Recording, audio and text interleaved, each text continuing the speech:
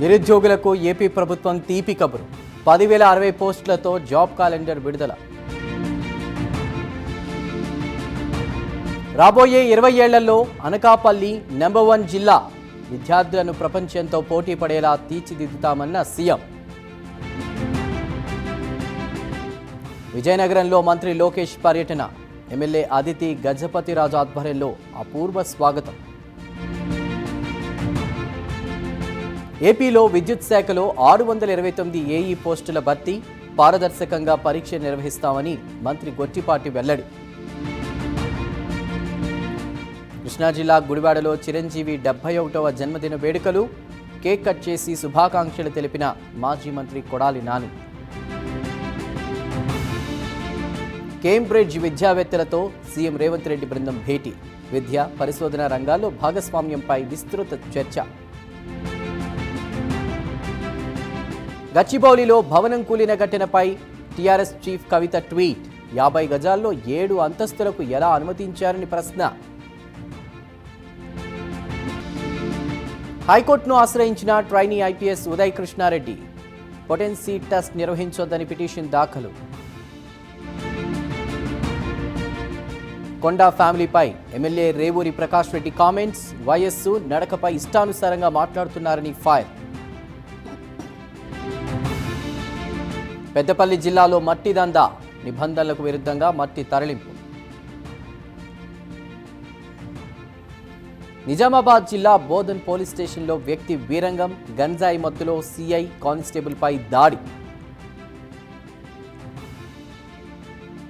కర్నూలు జిల్లా సులకేరి గ్రామంలో విషాదం. హంపి పర్యటనలో తుంగభద్ర నదిలో తల్లి కూతుళ్ల గళ్లంతు. కాంగ్రెస్ ప్రభుత్వంపై మాజీ మంత్రి శ్రీనివాస్ గౌడ్ ఫైర్. ఏజెన్సీల వ్యవహారంలో 1000 కోట్ల స్కామ్ జరిగిందని ఆరోపణ. విశాఖ నోవాటెల్ బీచ్ వద్ద మహిళ ఆత్మహత్యాయత్నం. సముద్రం నుంచి మహిళను సురక్షితంగా రక్షించిన లైఫ్ గార్డులు. కరీంనగర్ జిల్లా గంట్రపల్లిలో విషాద ఘటన. ఆన్లైన్ బెట్టింగ్కు యువకుడు బలి.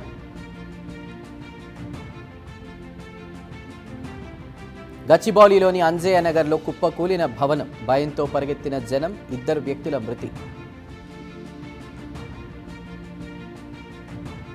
13వ రోజుకు చేరిన జూనియర్ డాక్టర్ల నిరసన దీక్షలు. స్టైఫండ్ పెంచే వరకు నిరసన కొనసాగిస్తామని ప్రకటన.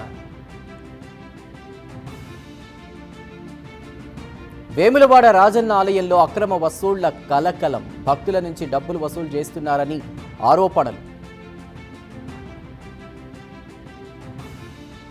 అల్లూరి జిల్లా గాడిగుంట గ్రామస్తుల రోడ్డు కష్టాలు. 30 ఏళ్లుగా రోడ్డు సౌకర్యం లేదంటూ ఆవేదన.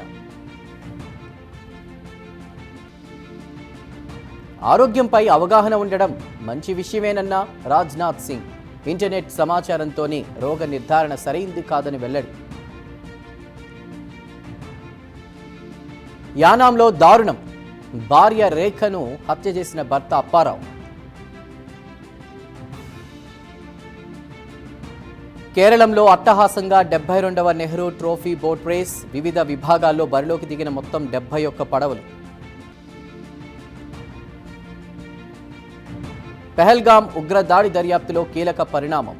హఫీజ్ సయీద్కు Jammu court non bailable warrant. Trump సర్కార్కు యుఎస్ కోర్టులో షాక్. 75 దేశాల ఇమిగ్రెంట్ వీసాల నిలిపివేత నిర్ణయం కొట్టివేత.